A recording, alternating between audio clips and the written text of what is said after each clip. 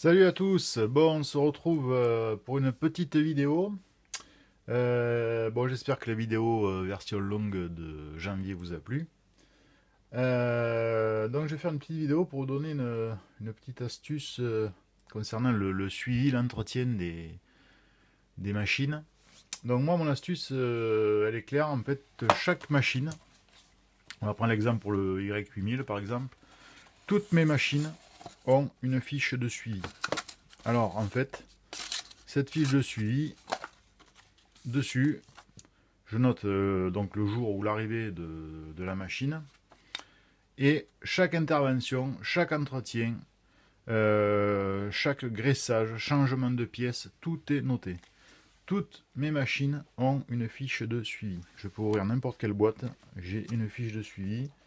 Je prends par exemple la 63000 Arzens qui était passée en révision générale dernièrement, voilà.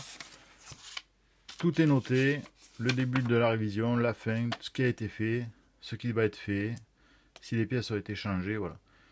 Donc, conseil que je vous donne, si vous voulez savoir où vous en êtes au niveau de l'entretien de vos locaux, dans chaque boîte, vous faites une fiche de suivi et vous savez exactement où vous en êtes, ce que vous avez à faire ou pas. Si un jour vous revendez du matériel, et bien la personne qui l'achète saura exactement ce qui a été fait dessus.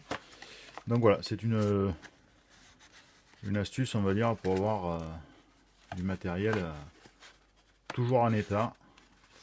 Moi je sais que toutes les locaux que je reçois, à chaque fois, bon, ben, elles passent en entretien, au graissage, puisque bon, beaucoup de modélistes n'ont pas ce geste, cette habitude. On va revenir par contre sur la voiture ambulance, parce que j'avais une petite anecdote à vous faire, j'avais complètement oublié.